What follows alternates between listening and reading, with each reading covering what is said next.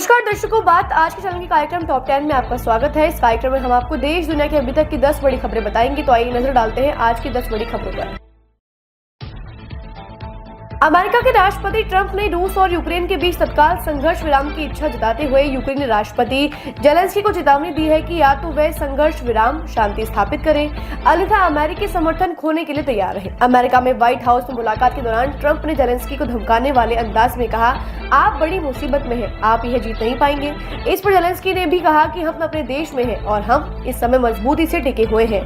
इस बहस के कुछ ही घंटों बाद ट्रंप ने कहा वह व्यक्ति शांति नहीं चाहता। उन्होंने कहा, मैं तुरंत संघर्ष विराम चाहता हूं। रूस के राष्ट्रपति पुतिन शांति समझौते के लिए तैयार हैं।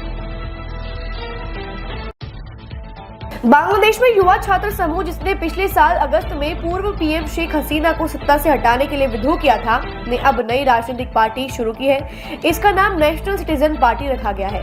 हाल ही में यूनुस ने अंतरिम सरकार से इस्तीफा देने वाले नाहिद इस्लाम ने नया बांग्लादेश बनाने का वादा किया है। राजधानी ढाका में संसद भवन के दक्षिण में माणिक मिया एवेन्यू में हजारों युवा, जिनमें ज्यादातर छात्र थे, एकत्र हुए। उनमें से कई बांग्लादेश का राष्ट्रीय ध्वज लहरा रहे थे और इनकलाब जिंदाबाद के नारे लगा रहे थे। नेताओं ने कहा कि हमारी पार्टी एक उदार पार्टी है। कांगो के क्वेटर प्रांत में रहस्यमय बीमारी से 196 लोग बीमार हो चुके हैं और 60 की मौत हो चुकी है।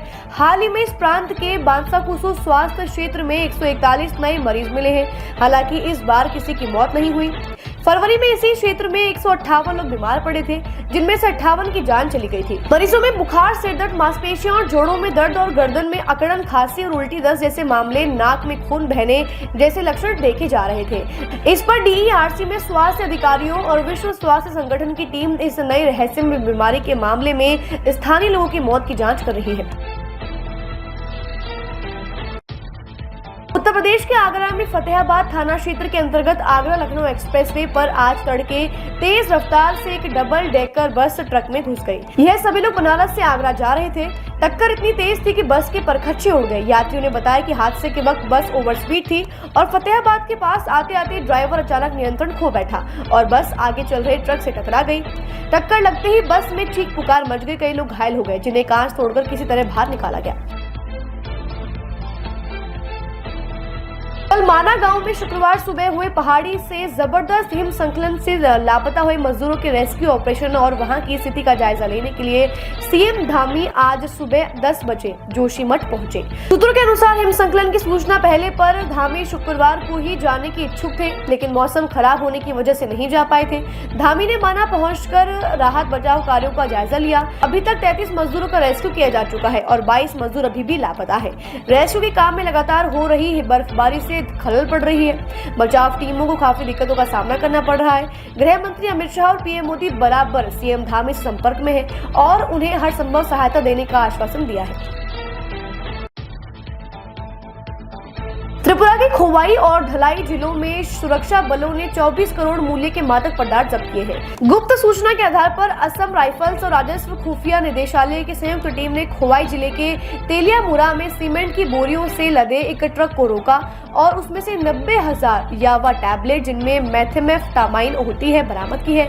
इनके अंतर्राष्ट्रीय बाजार में कीमत 9 करोड़ रुपए आकी गई है। अन्य दूसरे मादक पदार्थ जब्त किए गए हैं, जिनकी कीमत 15 करोड़ रुपए बताई जा रही है। इस मामले में एक व्यक्ति को गिरफ्तार किया गया है। त्रिपुरा में गत वर्षों से धीरे धीरे मादक पदार्थों की तस्करी बढ़ती जा रही है।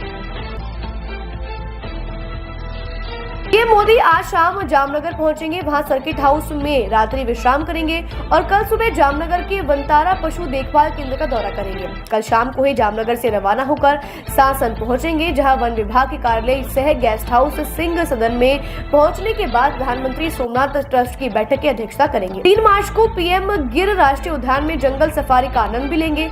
वहां से लौटने के बाद वे NBWL की एक बैठक की अध्यक्षता करेंगे। शैक्षणिक सत्र 2025-26 के लिए सरकारी सर्वोदय विद्यालयों में नर्सरी से लेकर पहली कक्षा में दाखिले के लिए आज 1 मार्च से दाखिला फॉर्म उपलब्ध कराए जा रहे हैं। दाखिले के लिए दिल्ली में रहने वाले बच्चों के आवेदन के पात्र होंगे। 15 मार्च तक ऑफलाइन फॉर्म मिलेंगे। प्रत्येक सेक्शन में दाखिले के लिए कुल 40 सीटें सुरक्षित हैं और दिल्ली में कुल 442 सरकारी स्कूलों में प्रवेश प्रक्रिया के लिए अभिभावकों ने जरूरी दस्तावेज एकत्रित करना शुरू कर दिया है। वहीं शिक्षा मंत्री के आदेश के अनुसार एक कक्षा में 40 से ज्यादा छात्रों को नहीं बिठाया जाएगा। अफगानिस्तान और ऑस्ट्रेलिया के बीच लाहौर में खेला गया मुकाबला बारिश की भेंट चढ़ गया और मैच भी बेनतीजा रहा। मैच दोबारा नहीं होने का फायदा ऑस्ट्रेलियाई टीम को हुआ, जिसने सेमीफाइनल में जगह बना ली है। इस मुकाबले के साथ ही अफगानिस्तान की उम्मीदें धूमिल हो चुकी हैं, लेकिन उसका सफर आधिकारिक रूप से अभी खत्म नहीं हुआ है। उसकी नजरें अब दक्षिणी अफ्रीका और इंग्लैंड के बीच शनिवार आज होने वाले मुकाबले पर टिकी है। दक्षिण अफ्रीका की आज की हार अफगानिस्तान के लिए वापस दरवाजे खोल सकती है। 3 में से 1 मैच जीतकर ही ऑस्ट्रेलिया सेमीफाइनल में पहुंच गई है। आपको बता दें, भारत और न्यूजीलैंड के बाद ऑस्ट्रेलिया चैंपियंस ट्रॉफी के सेमीफाइनल में पहुंचने वाली तीसरी टीम बन गई है। कांग्रेस सांसद शशि थरूर की हालिया टिप्पणी पर विवाद के बाद कांग्रेस के शीर्ष नेताओं ने केरल के नेताओं को कड़ी चेतावनी देते हुए कहा कि उनको पार्टी लाइन से बाहर कुछ भी नहीं बोलना है।